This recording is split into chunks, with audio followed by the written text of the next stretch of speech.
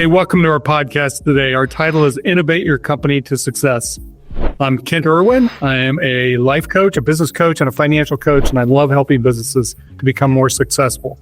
The theme of this podcast series are interviews with entrepreneurs. We want to get into their minds so that we as entrepreneurs can learn from each other. Hey, please subscribe to this channel. Please like this. Today, I have a special guest with me, a friend from my days in Columbus, Ohio. His name is Urko Wood. He's an innovation and growth strategy consultant who uses a process called jobs to be done. It's very interesting, and I think you'll find out how powerful it is for understanding customer needs and opportunities for growing your business. So I invited Urko to talk with me about what he does, how it can help you who are entrepreneurs or business owners to differentiate themselves and grow. So welcome, Urko. How are you doing? I'm doing well. Thank you, Ken. Great to be here with you. Yeah, we're going to have a lot of fun today. So tell me a little about what you do, Urko, and how you got into this area of consulting. I love this space of innovation. It's fascinating. So how did you get into this? Well, I got into it when I came here to Columbus in the late 90s and early 2000s to do voice of the customer research, which was best in class customer research. I was working with a strategy firm helping large B2B business-to-business companies with their strategic accounts. And we go out and interview the key people in those strategic accounts to find opportunities for improvement, maybe innovation. And we did that for a few years, but I got an offer to join a company in town to help them full-time to find new markets and create new products and services. And I realized that voice of the customer, as rigorous and well-respected as effective it was for current products and services, it was not the right tool for new services. And this was very startling and not good for a new consultant on the job where we all were in good faith, but this was the wrong tool for what they needed. Yeah. So I did some ad hoc things to make it work. But what really helped is I happened to read an article in the Harvard Business Review by this guy named Tony Ulwick, CEO and the founder of Strategen, who had really dealt with exactly the same problem when he was at IBM 10 years earlier. And he had figured out how to do innovation when you don't have a product in the market. And it spoke to me beautifully. I immediately understood this is the next evolution of customer research because we can get customers' needs from them. They can tell us what they want. I ended up reaching out to him. The timing was right. We hit it off, and I started working there about 6 weeks later in 2006. Matter of fact, it'll be 19 years in February, and worked there for about 7 years, nearly 7 years, gained a great amount of understanding and depth in this jobs to be done. It's now called jobs to be done. It wasn't known that back in that first HBR article, but I started Reveal Growth Consultants in 2012 to inspire and equip clients to innovate and grow without guesswork, using this jobs to be done approach. So you've been doing it about 20 years. Yes, 19 full years on it, February 6th. So just to say a little more, we help companies to find their customers, their target customers, hidden needs, so they can build unique offerings that resonate with customers and turn revenue growth into a repeatable business process. Most people don't think innovation and can be a regular business process. This is one of the great exciting things about jobs to be done. I love it. I mean, you cut your teeth in the right space at the right time as this was evolving. So I'm kind of curious, you find yourself specializing in any kind of industry or type of company? You know? That question is a very good question. And I just say, I don't know anything about your solution expertise, as I suspect. I'm very confident. And that's not my role. My role is to find the important unsatisfied needs in your market that you don't know about, or you don't know how important they are in a ranking, in a format that's ideal for you to apply your expertise. So together, you're going to be able to accomplish much more than you could possibly do alone.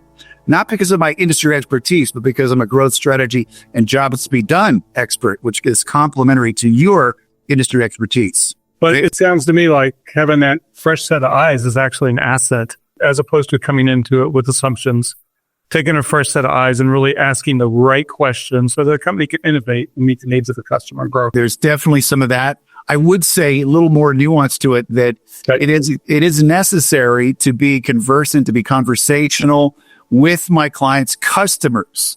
Now, because I'm uncovering what they're trying to get done, their jobs to be done. with my client's solution. And so that can take quite a bit of time. Morgan Stanley had me and a couple of other consultants that were involved read their director of research book about portfolio management, hedge fund management, analysts. I mean, these are things that I had known from a distance from business school, but they wanted to make sure that I could speak the same language, and they were willing to test us after the book. Because I mean, this is the issue that every senior leadership team has, which is, can I trust this person talking to my customers and my competitors' customers? So you have to be very knowledgeable and trustworthy in the language that their customers speak. That's a very different thing than being an engineer and trying to come up with the next solution with the engineering team. It really is. So I love how you can kind of adapt quickly, learn the industry. And it's easier now than ever with all the resources that are out there. But yes, it's really key that you take that much of an interest and involvement to really want to learn their business as much as possible. It seems like to me, I've worked in innovation roles with other companies, and I can see the value in companies needing this help. When in the business life cycle do you typically find companies reach out to you? Were they struggling, or was it after they 5 years after they launched? There are a number of ways. There are 3 ways I'd like to answer that briefly. Okay. One is, I should mention, our ideal client is a business leader who recognizes that the crux of their growth challenge is understanding their target customers' complex needs. So they recognize they don't have a good understanding of their customers' needs. They recognize they're misaligned with their market as a result, and they don't have a competitive advantage anymore because they're misaligned. I'm working with a commercial real estate leasing agency right now. The market has changed a lot in the last 5 years, and what worked for 20 years before that isn't working today. So they need to get a real good read on what are their landlords and their landlords' agents that represent them.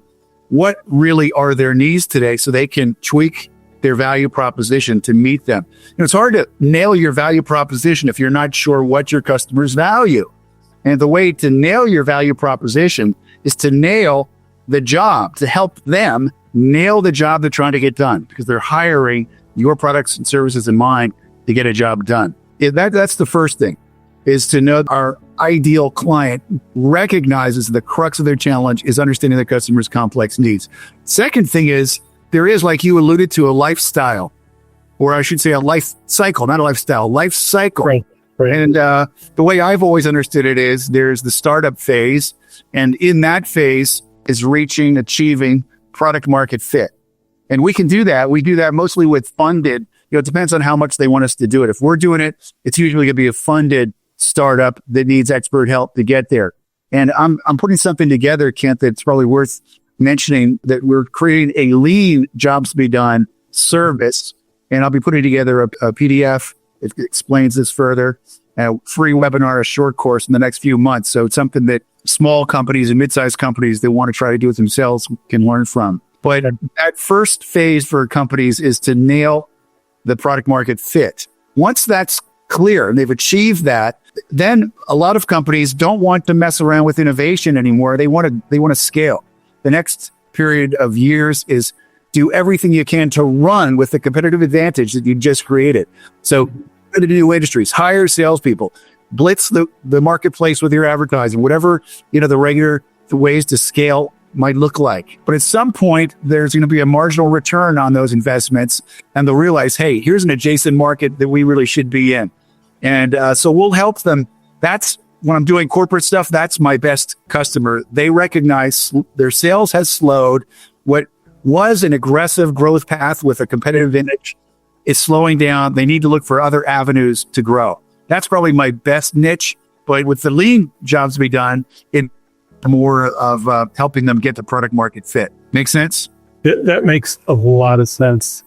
There's a wonderful, I think, very helpful model that McKinsey and the Wharton Business School created called the 3 of growth. So the 3 horizons are your current business model and how you're competing now. And that's pretty much established. But for Horizon 2, we need to be aware and try to plan. How are we going to compete when what we do now becomes irrelevant or obsolete? And that could be an adjacent market. It could be a new technology for a current market. But we need to have those plans and start seeding that horizon 2 early, because there's a lot of research that shows if you wait until you're already declining, it's too late. Right? You have to be proactive. And same with horizon 3. Right? Horizon 2 is sometimes described as a stepping stone to horizon 3. Horizon 3 may be a much bigger opportunity, but it takes a lot more R&D to get there. So that's the riskiest, because it's not clear how long it's going to take, if the technology you're investing in even is going to work sometimes, how much money it takes. So that's more of a long-term thing, and more of a corporate thing, because resources away from the current business. But I think it's helpful just for every CEO or business owner to be thinking, hey, there is going to be a day when I'm going to realize it's not working anymore. What can I do now to prepare for that? That at least with Horizon 2. It occurred to me the other day that, let's say a new business they just launched a year ago with this brand new idea. In actuality, would you agree with this statement? They just launched it, let's say, a year ago. But that is probably a 5-year-old idea, because there was years before gestating, designing it, launching it, and boom. So in my opinion, that companies need to be constantly innovating, because in this market, things can become quickly out of date and lose their margins, get thinner, and more competitors. Would you agree with that? Yes, generally. I guess you said it was really 5 years in the making. I guess it depends on, sometimes there are insights that can be immediately applied into a winning new offering. That's the only caveat I would say. But yeah, the gist of everything you're saying, I agree with. That's really good. So how do companies typically innovate on their own when they're not working with an innovation team? Yeah, I've worked with a lot of companies. They don't really have an innovation team or innovation team. Yeah. So many companies do that, especially after they've done their initial startup and now they want to innovate into something new. How do companies? Yeah. Well, this is a very big challenge. That's why I do what I do. It's a particularly big challenge for the small and mid-sized businesses. And that's one reason I'm making this lean jobs be done, which will provide them with jobs thinking without the heavy consulting and fees and complexity that the big companies want, because it does deliver significant predictability and precision, which is what every leader wants, right? Even when it comes to innovation, it's amazing that this can be done. So when you use the term lean, that goes along with the book that came out several years ago, The Lean Startup. Yes, to a degree. I mean, it's really, I'm using it. I need to get more familiar. I know the 5 things, and I actually have the Toyota way, which is the book you're probably referring to, because I realize I'm going to get questions like this, and I want to make it more like their lean principles. But frankly, I'm using it right now as simply a much cheaper, simpler, almost like if you think of the Pareto rule, 20% of something delivers 80% of the value. I'm asking myself, what's the 20% of what I've been doing for larger corporations that will really help these small companies without even hiring me? They'll just get the mindset alone is huge. And then there's a few key questions that come from that mindset that can change the game. You don't need to hire me. I've seen this with some clients to know. So we can get to that. I don't think companies innovate that well. It's been my experience in general. Yeah. So why is that? How do they typically innovate? Because they're not, I don't run into the companies that use innovation specialists like you. That's right. I think from the middle market up, you'll start seeing VPs of innovation, and it becomes a much bigger, more important deal for them and their growth. But it's got a negative branding, I think, the term innovation. It has this ring of parallel, administrative, expensive corporates, right? And if you're a small business, you want to be lean and mean and run and agile, and you want to differentiate. So this is the big aha in talking to some smaller businesses as I've prepared for, getting my wording and offer right for this lean jobs be done. I found that many of them are put off by the term innovation. They want to differentiate, or they like the term competitive advantage. Some of them are open-minded to innovation, but innovation is really the means to getting a competitive advantage and differentiating. So the words differentiate and competitive advantage are much more attractive, I have found. So that's exactly what we do. The only reason I don't say that is because innovation, I think, a little more precise. We can define it as creating new value for a customer. There's an unmet need the customer has, and we're creating new value. That's all I mean by innovation. Differentiation can take different forms. Competitive advantage can take different forms. But what I'm doing definitely is to differentiate and establish competitive advantage. That is the whole point. Finding unmet needs and addressing them. Love it. Okay. So how do companies typically innovate? I don't see companies working with innovation specialists like you too much. Sometimes the term innovation scares people. We're really talking about being a market differentiator or to get a competitive advantage, to really help them do that well. Because a lot of companies, would you say, aren't good at doing that? I agree. Most are not good because there is a lot of confusion about what innovation is, what a customer need is, and how to execute it. So one of the things I do with my clients is clarify these things. So innovation, just to keep it simple, I like to say it's the process of first discovering your target customer's unmet needs and then developing solution ideas to address them. The sequencing is critical. There was a Wharton professor who said, this famous word problem solving, he said, there are messes and there are problems. A problem is when you and your team agree about the definition of the problem, but you disagree on the solution. That's a problem. But a mess is when you and your team disagree about the problem and disagree on the solution. That's a mess. And the way to turn a mess into a problem is to define the problem. And that's what most companies are not doing because of the myth. It's a very common, persistent myth going back to Henry Ford that customers cannot tell us what they want. So one of the best practices today is to launch an MVP, a minimally viable product.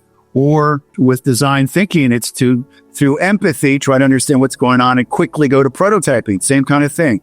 And Agile, all about iterating. These are the three big, most popular practices: design thinking, lean startup, and Agile.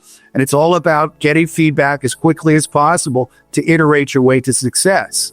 But I ought to address this big myth because this is ensuring high failure rates. And the myth is that customers cannot tell us what they want. And the problem with that is, and they'll use, I mentioned Henry Ford. Henry Ford, maybe you've heard that famous line of his that if I asked customers what they wanted, they would have told me a faster horse. Right? You've heard that? Right. Absolutely.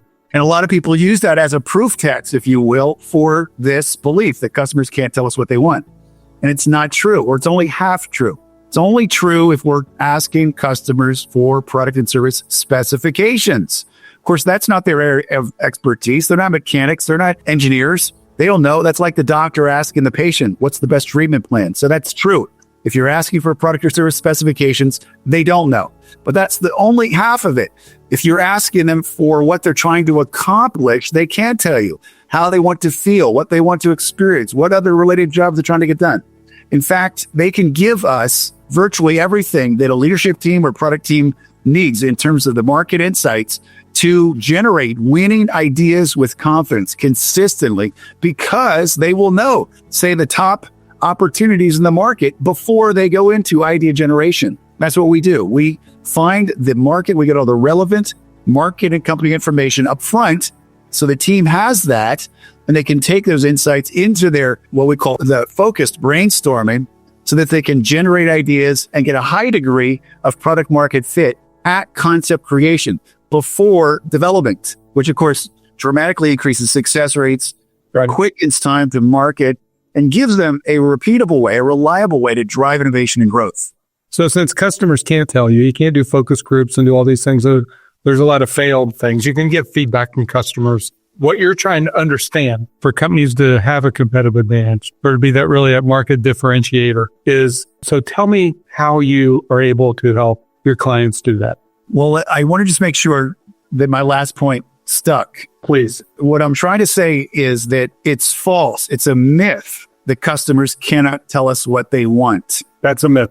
It's a myth because the words like, tell me what you want. Most people will think, if I'm a solution provider, let's say I'm providing you with some service or product, will think that I'm asking for, well, I want a Model X. Let's say you're buying a car. What do you want? Well, I'm thinking about the 250. So people think in terms of products and services, and that's normal. But the question is, what are people trying to accomplish? This is the big breakthrough. I may have shared with you, there's that wonderful quote from Theodore Levitt: people don't want to buy a 1/4-inch drill. They want a 1/4-inch hole. And I love that quote because it illustrates this point that needs are separate and distinct from product and service solutions so clearly. The drill is not the hole.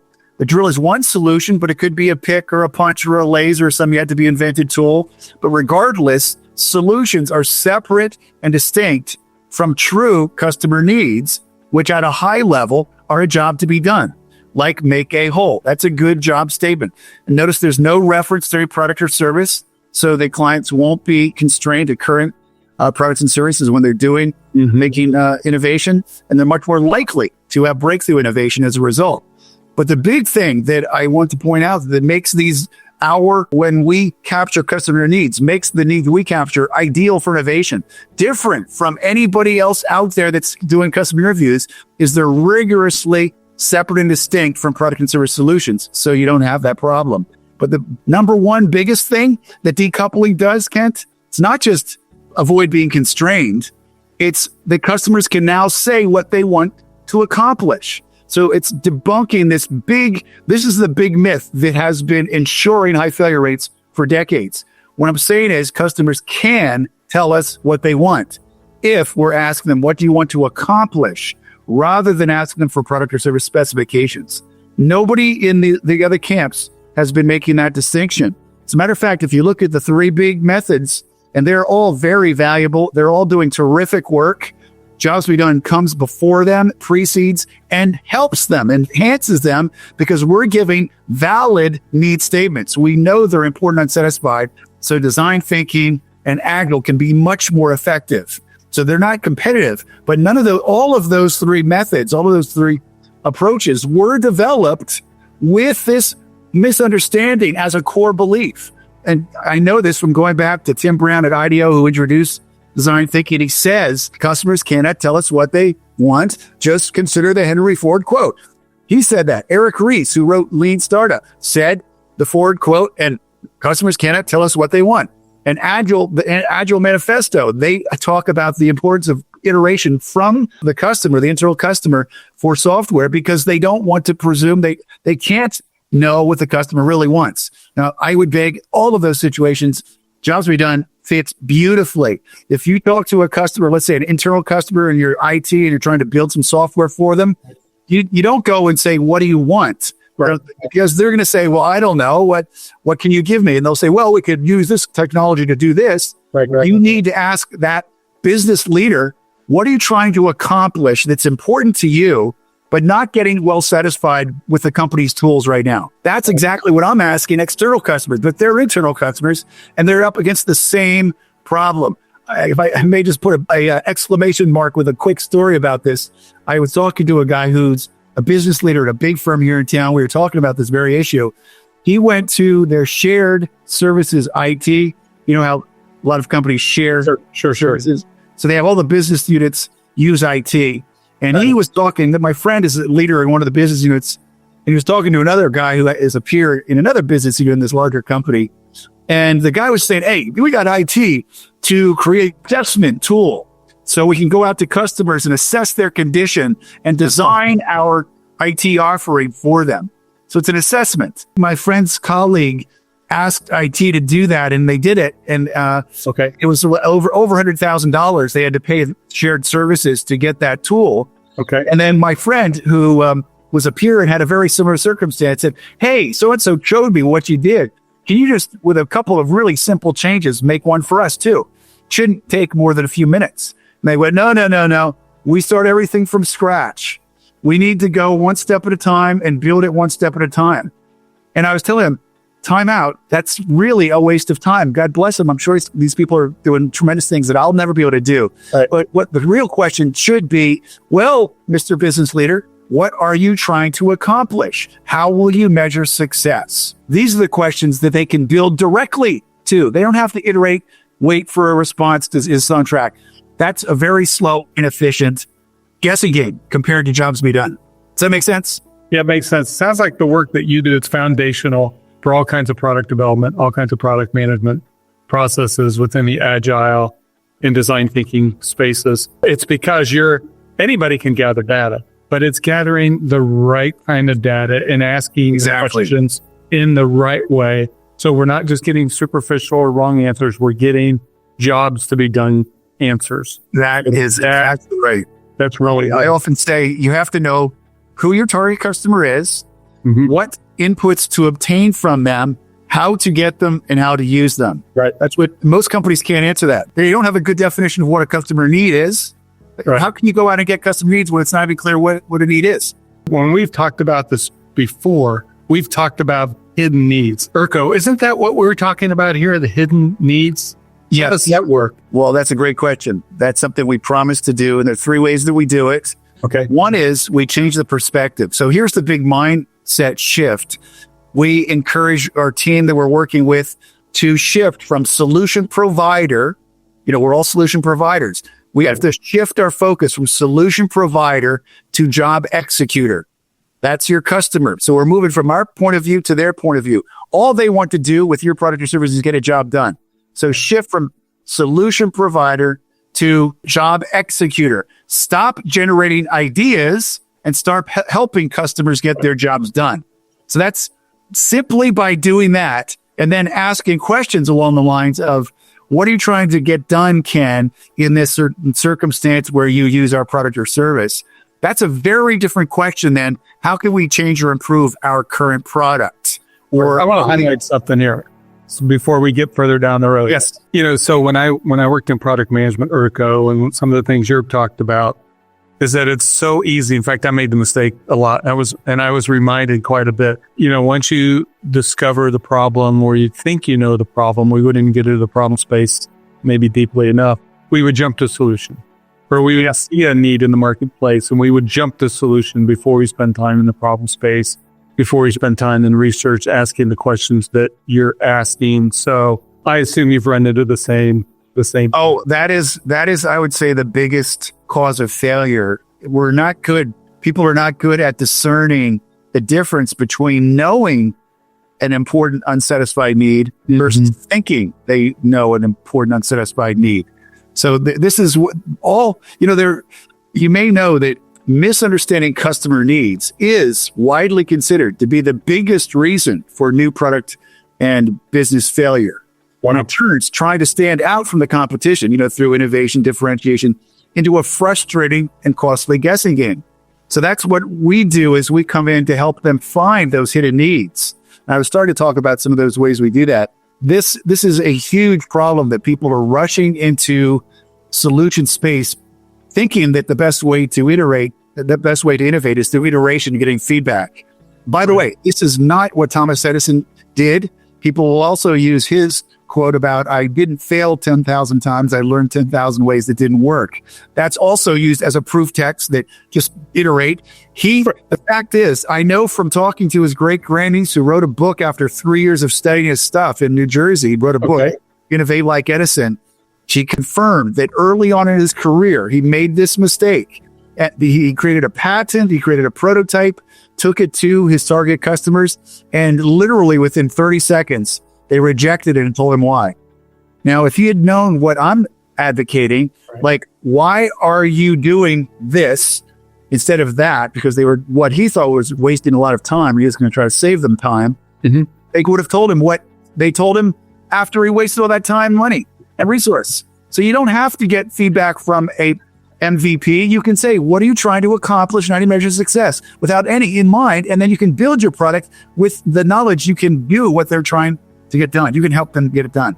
So the key call out here, in my opinion, is bad product development or bad innovation or bad attempts at trying to have a competitive advantage result in maybe no growth, spent money, maybe incremental growth, but it seldom results in 10x growth. I want to help my clients grow. What we're talking about today is how to go about this market differentiation exercise within companies so that they can own that 10x space in their industry or within their product line, their service. And so I see companies go after the shiny penny, the solution, the Band-Aid. They run after these things because a salesman comes in and gives them a solution to a problem they might not even realize that they have, or a problem that they really don't even have or that their customers have. Oh, right. Exactly. We call them phantom needs. They don't exist. They're solutions for non-existent needs. Right. Now, a lot of times the leader of an organization or the owner, they know they have an idea that was very successful the first time. A lot of times owners or entrepreneurs were successful with their first business idea. Now they're to the point where they need to have a competitive advantage because the margins have really slid. And so they think a lot of times, they intuit that they think they know what the best decision is to move in that direction because they were successful the first time and the first few times. Yes. I hate to say it, but that can be a huge mistake for the entrepreneur. Absolutely. Would you agree with that? Yeah, I think it's a great point. I think a good illustration of it is the 6th razor on the Gillette blade. You know, it was a big deal when 3 came out. Right. That got them a bump, you know, could differentiate. Well, how about 4? That seems to be working. How about 5? How about, I don't know how many there are. I made up. Yeah, have you seen the Saturday Night Live sketch? No. I think it's a Saturday Night Live where it's a razor that has like 20 blades, you know, and it's this huge thing. It's a great example. I should shoot a video just on that alone. Or it could be, I mean, that's just a metaphor, but it could be sales training. Hey, we had 10 years ago when we were doing our best, our salespeople knew how to do everything. We need sales training. But, you know, this is the key fundamental responsibility of senior leadership, particularly the CEO. And I used a word earlier, the crux of the growth challenge. That's a word that is a very well chosen word because Rummelt, who is an esteemed strategy professor, wrote a book called The Crux. And his whole thing is you need to figure out what's the one thing that if you solve it will open up your strategy, your growth strategy in this case. Strategy could be operational. And see, this is another thing. People who have operational challenges, first and foremost, have labor, talent issues first and foremost. They already have a competitive advantage and they need to scale. This is not going to be their first thing to do.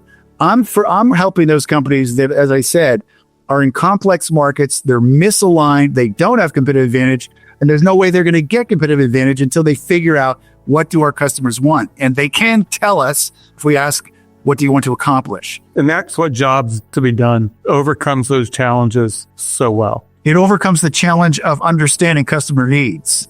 So what would be another term for Jobs to be done? Problems the customer's trying. So I'm trying to think of a catchy way to reword that. Yeah, it's a good question. I avoid the term job sometimes. If like I did a project for an AI platform, it was matching job seekers with employers, and I'll use tasks because we're using the term job in an HR frame, our HR context. We chose to use the term tasks. It's really another way to say, I typically just say a job is simply a problem to solve or an objective to be achieved. That's what we're talking about. Right. I've heard people call them goals. A task is good. The key that all of those words, why they all work, is because they're talking about doing something with an end result. And it's independent of how you get to the end result. That's why these particular words are so important. It's not okay to capture a need with a current product or service solution language in it. Like, even for, I said drill earlier, drill a hole is such a common term. People will use it and they'll know what we mean. It becomes sort of a generic term. But if you're trying to innovate, you have to understand, no, they want to make a hole. Maybe there's a new laser capability that gives us a superior capability and we can knock down and disrupt all the drill makers. Right. I love that. So, a customer needs seem to be constantly changing, particularly now in this age, this era of AI. Do you think that's true?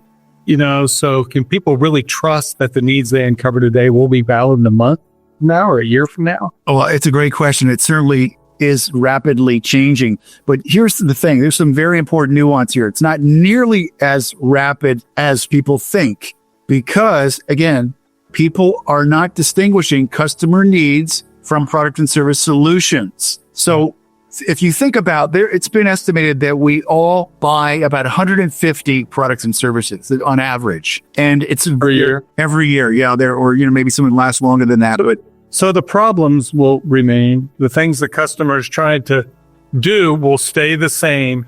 It's just solutions may iterate. Exactly. Very well put. The solutions are always improving and evolving. What happens is when somebody gets their job done perfectly or to a very high satisfaction, that's called a saturated market. There's no room, at least without segmentation. Now, we can do killer jobs to be done segmentation. Right.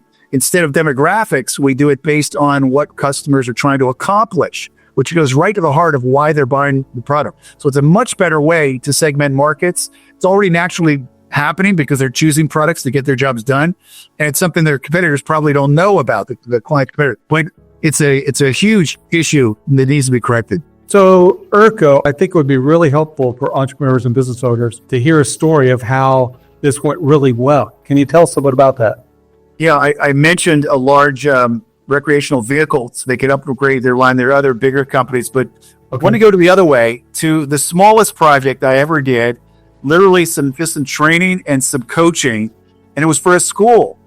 And this middle school, there were 6 of them in a rural county in central Ohio. Okay. And they came in last in the panorama.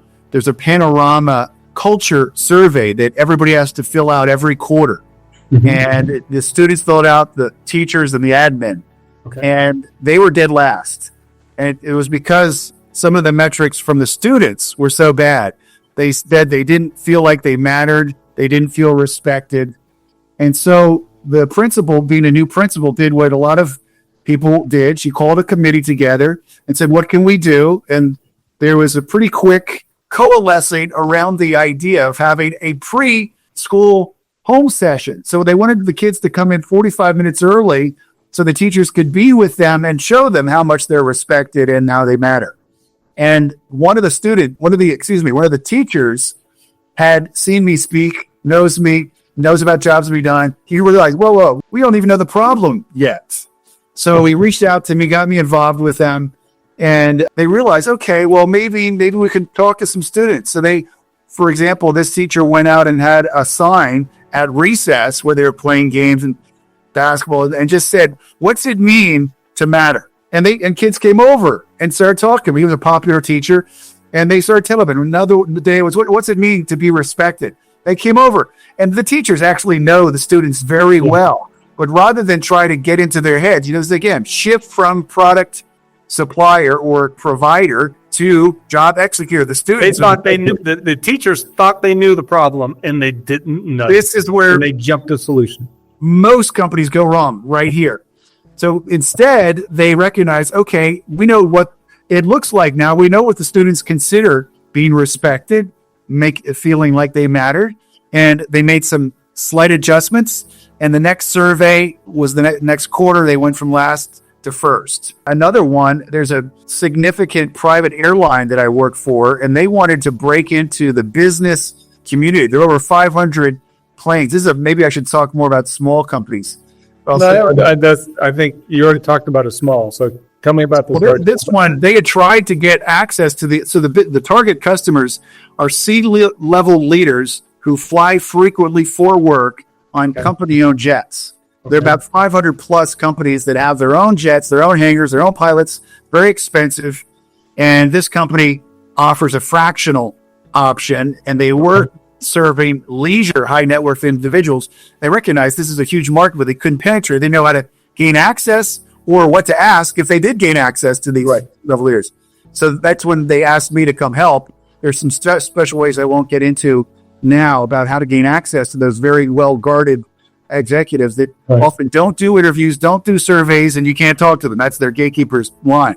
But there are ways to go around that. I've done about 7 with that kind of audience successfully. There are ways to have those. But the point is you have to know what questions to ask to get the data that will get the inputs, get the customer needs that will guide the airline in creating that unique business-centric service. And that's what we did. We found out what are all the jobs they're trying to accomplish with their current private jet, and where are they currently happy, where is it important, and where are they struggling, where are they disappointed.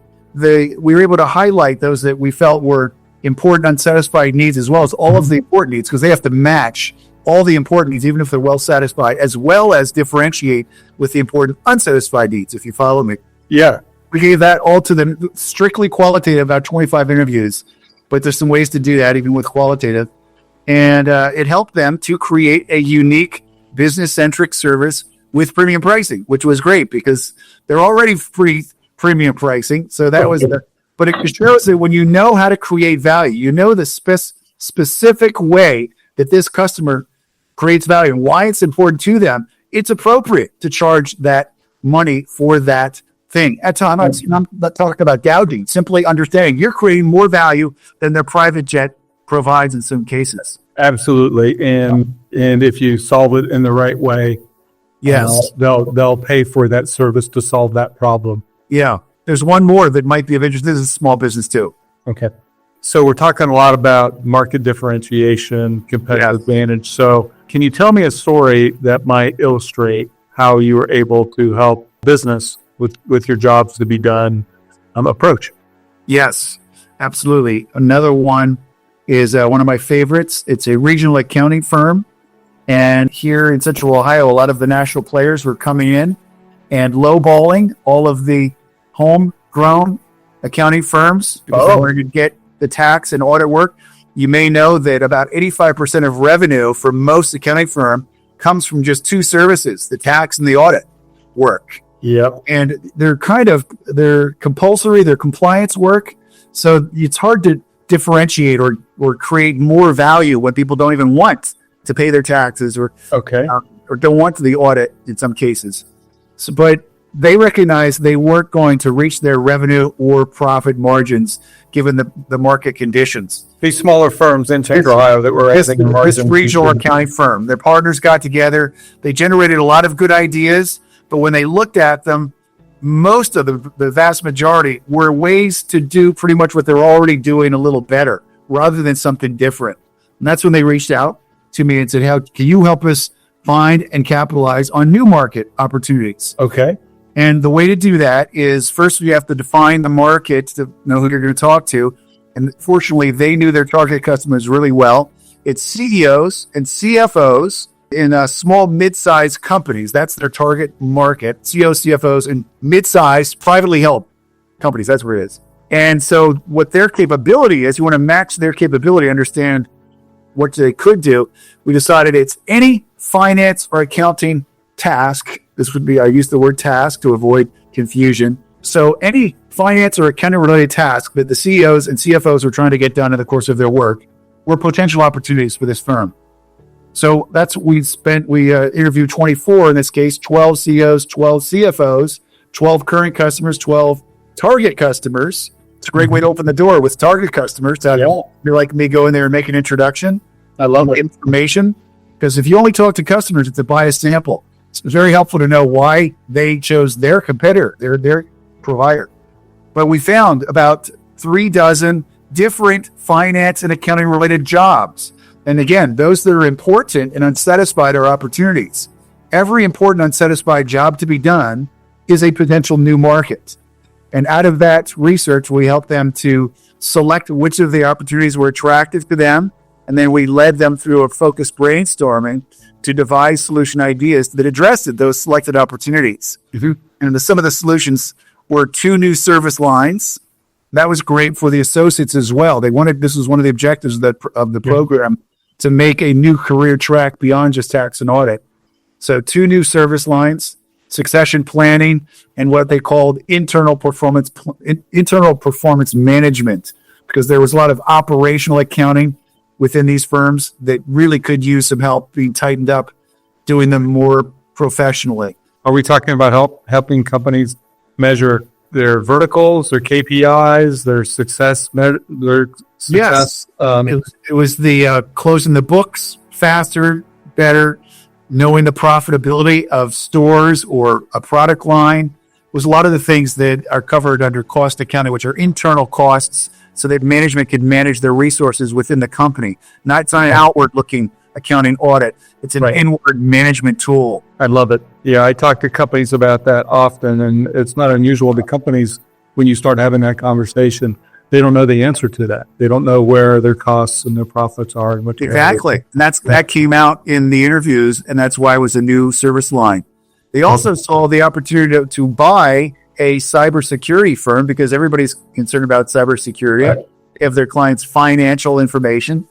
And then lastly, because of the seasonality of accounting and staffing, many of the companies said, well, when it comes to finance and particularly accounting, I have to get new people in here for just a few months, and it's a major disruption to do this hiring. We hate it, but we have to do it.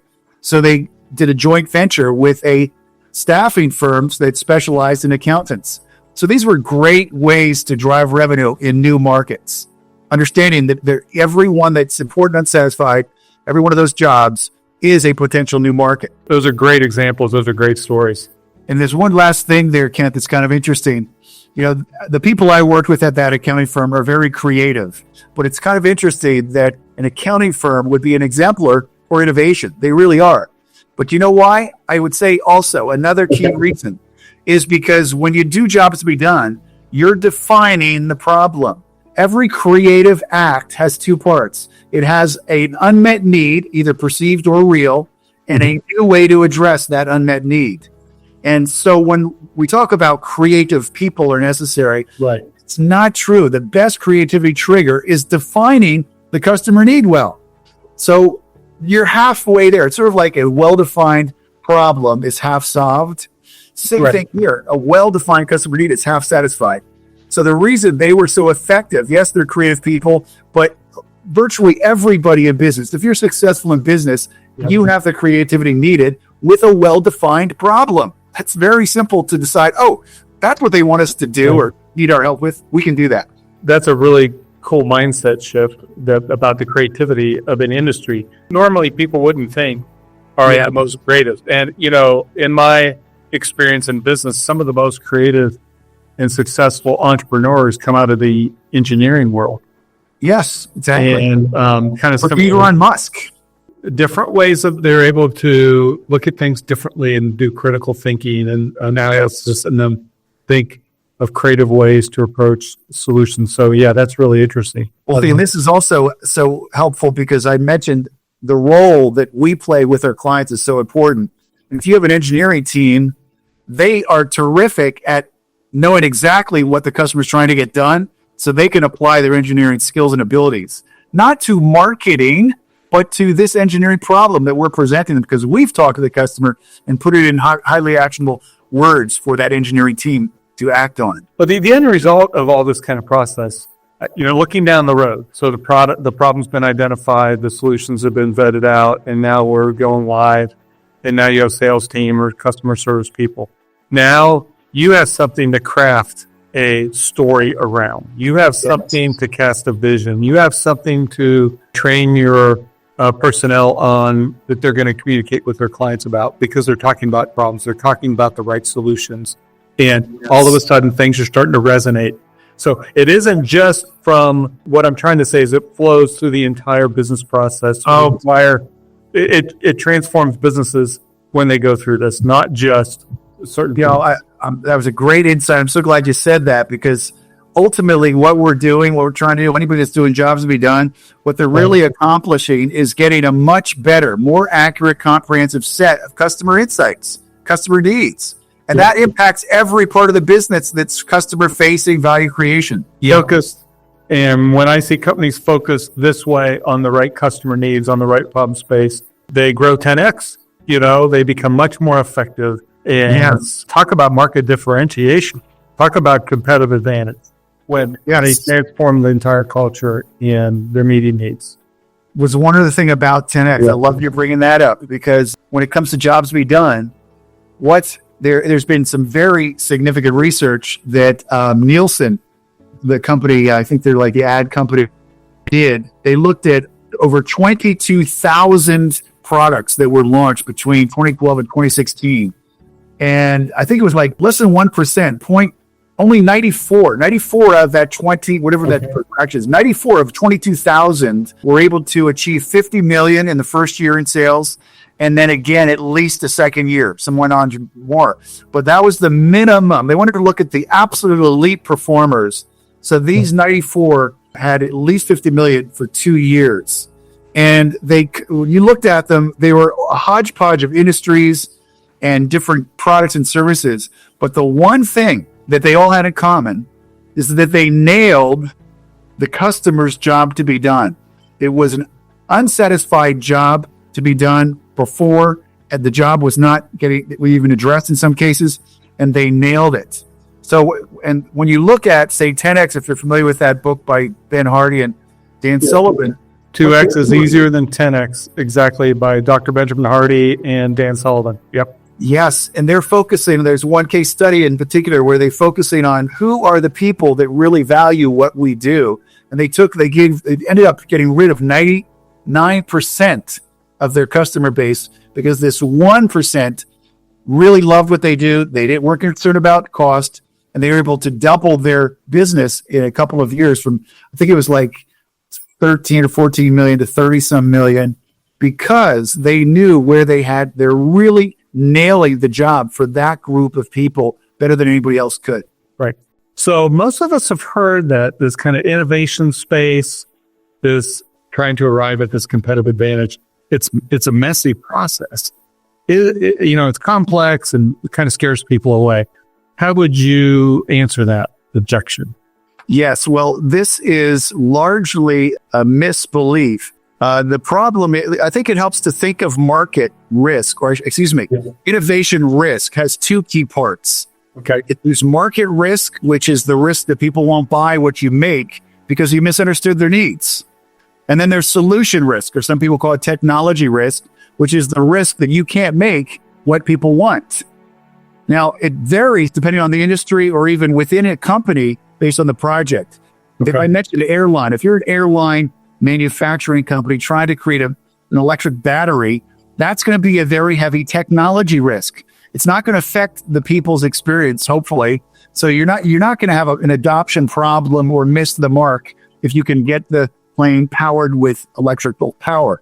So, in that case, it's true. It's risky, it's messy, and it can be expensive because you still know you don't know what it's going to take and how deep the pockets need to be. But we know from overall that the market risk is the biggest risk by far. Some academics say it's 95%. The key reason that the products and companies fail. So overall, market risk, misunderstanding the needs, is the big problem. And what we're doing with Jobs to Be Done is we're minimizing the market risk. I know what questions to ask. They can tell us everything the team needs, virtually everything the team needs, to come up with great ideas for those newer improved products, or messaging and positioning, or acquisitions, or it can even be organizational alignment. All of those things are good responses to the opportunities that they see, they learn. So when we say innovation is risky, messy, inherently, they usually say inherently risky, messy, and expensive. The answer is absolutely no. Overall, what's really risky, messy, and expensive is the way the companies are going about uncovering their customers' needs for the reasons we've been talking about. They don't know what a need is. They don't know what type of information to obtain. They don't know how to get it. So that's why innovation has been risky, messy, because they're using minimally viable products, throwing them at the wall, trying to iterate the way to success, executing the wrong sequencing with the wrong inputs. And spending a lot of money on those solutions where they haven't done, maybe wasting. And it's hard on employees. It's hard on customers if they're constantly shifting and learning new things that aren't effective too. So absolutely. It's good for the whole ecosystem. Yes. Of the company. Some of my best clients have been one was a recreational vehicle manufacturer, and they made side-by-side vehicles. They had 9 chassis or platforms, over 75 models, and they wanted to upgrade the entire product line. And empathy isn't going to do that. Design thinking. You cannot iterate your way to a success to upgrade the entire product line of 75 plus vehicles, but you can do it very deliberately and effectively with Jobs to Be Done by interviewing people in each of those different segments or platforms, putting it into a questionnaire to find out which are important and unsatisfied. So now the client has a ranked list, identified and ranked list of opportunities for new value creation. Very precise, great way to spend millions of dollars to make your product line the best. That's what they were trying to do. So that's fascinating. It reminds me, recently I have an electric toothbrush that died on me, so we needed to buy a new one. Yeah. So one of the most popular, I did research and I found out a company that was probably the better company to buy electric toothbrushes from. When I went to the website, they had 4 different product lines. And within each product line, they had about 3 or 4 different products. So for me, all I wanted to do was brush my teeth and get it done efficiently and inexpensively. But they had over a dozen products. And I had a hard time determining. Right. So there's that cognitive load. Yeah. Too much choice. it's bad. Too much choice is bad. Yeah, it was and this is a large company. I think they might be owned by Procter & Gamble. But I was amazed of how much choice they had. And the prices varied all the way from $700 down to $49. There is a part of that Jobs to be Done handles. It makes trade-offs rational, because one of the problems they may or may not be having, it's not clear to me why they needed so many different models. But one is because they see some solution can be given where it wasn't, to some need that wasn't getting met. But It may be an unimportant need. So who cares? Or it may be well satisfied by some other toothbrushes, and you want to differentiate, and who cares if they're doing it? I mean, these are trade-offs you have to make. But my point is, with Jobs to be Done, you know all of the important unsatisfied needs identified and ranked. Without the information, if you look at that information, you can see these 6 out of these 12 are really focused on things that maybe we're having a little bump, but these are fairly minor needs. We should stop overwhelming our customers with these choices and focus on this top 6 that are addressing the big needs that all of them need. Yeah, that's really good. So this has been a great call. I've really learned a lot. I did want to leave your people with a couple of things. May I do that? Absolutely. So what would be the kind of some thoughts you'd like to leave with us? With the listener. I love mindset shifts in perspective that can encourage people to take the next step. It's a risk to do this kind of innovative work, but we've already talked, it's not a big a risk as going the other way. And you know what I have found, just to put another period on, innovation is not inherently risky, messy, or expensive. When you get this is something I do. It's not something your people are going to be able to do on their own. But when you get a comprehensive set of needs, you put them into a survey to be identified and ranked for the opportunities.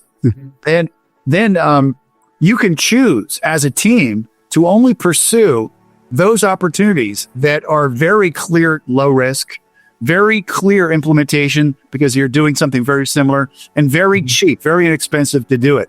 You may find out of 30 opportunities, a dozen of them are very cheap and will have a very big impact. But you have to understand what innovation is and what an unmet need is. So it's not inherently risky. But to your point, so something to leave with, I think the key thing that people can implement tomorrow, they can implement immediately, is the mindset shift. So get out of solution provider mindset and into job executor mindset. Your customers are hiring your products and services to get their jobs done. You want to understand, then here are the 3 things. What are they trying to accomplish? Get them to agree with the wording. It's not something you speculate on. Talk to customers. You can speculate and say, hey, it seems to me what you're really trying to do, independent of our product or service, is X. Start with a verb. You're trying to protect your retirement money and make sure it's there for as long as you live. Whatever. Always start with a verb, because this is a job to be done. And then find out how do they measure success? They'll be able to tell you, well, I'll know if I can, it's clear all the models say I can live to 95. That's pretty good. That's probably good enough. And they'll be able to tell you some things, but one of the best ways to find out how they measure success is to ask them the third thing, which is really finding out where do they struggle with a question like, what makes it frustrating, difficult, or challenging to get this job done, to make sure your money lasts, or whatever the job is that you're trying to get done. Ask those 3 things. What are you trying to accomplish? It could be a problem to solve or avoid, or an objective to achieve. How do you measure success? Let them know on that, and then come back with what makes it challenging, frustrating, or slow. Or excuse me, I have slow sometimes too, but it's challenging, frustrating, or difficult. And that will get out. Those are going to be their unmet needs that you can address. Their unmet needs are your opportunity for differentiation. So that's why that last question is so important. And I'm going to be, as I mentioned, creating this PDF. So if people are interested, I would encourage them to go to my website. You can sign up. There's a wait list. Sign up for. What is the website address? We'll put that in the description below. So please tell us how they can get in touch with you to learn more about what you do. Thank you. It will be www.revealgrowth.com. And there's a wait list. You'll see at the bottom of the home page, it says join the wait list. And we'll be sending that PDF with more explanation for anybody who wants to try this with their. One of the things that's great about this, Kent, is that rather than be a parallel administrative burden like innovation in a big company, Right. you can integrate these questions into your Salesforce, your customer service. All of your employees can be asking each other because we're all serving an internal customer, if not an external customer. And it's a really helpful, really high productive way to change the culture so that everybody is asking, who do I serve? What are they trying to get done? How do they measure success? Where are they currently struggling? How can I help them? It's a mindset shift. It's a culture shift. In fact, as a sidebar, I love asking. So I just came from a business function, and Yes. I was talking to a guy who is an attorney, and he runs all these things. In fact, he's a chairman for a golf tournament that's coming up in the area in March. And I was super curious. I love asking that question. I go, what is your greatest challenge? What's some of your friction? What's some of your pain points, some of your problems? I got this most interesting answer. I'll just leave that with the readers too. If you want a good discussion leader to get in the head of business people or other people, ask them that question. What's your biggest frustration? What's your biggest challenge in business? What's your biggest obstacle for growth? And you'll garner some great conversations, and they'll think for a minute. First, they'll think, nobody's asked me this question in a while. So I think it adds a little instant credibility, but then it gets them thinking. It really opens them up. It's just a great question. I learned a lot from this chairman of a golf tournament. It was fascinating. So this was a great interview. I just love that. Good. Thank you. It's always fun talking with you and about this for me. So thank you. Yeah, you've been a great friend, Urko, and I really appreciate you. And I hope people reach out to you so that they can help their customers solve the problems, get the jobs done that they want and that they need and that they're seeking from businesses. So the business. Yes. Feel free to link in with me on LinkedIn as well. Yeah. Urko Wood. Great guy. He's just a joy to work with, a lot of fun. And I encourage you to reach out to him. So this was a great conversation. Again, I've learned a lot. And please like this video. Please subscribe to this channel. And we'll be doing more interviews of entrepreneurs in the weeks ahead.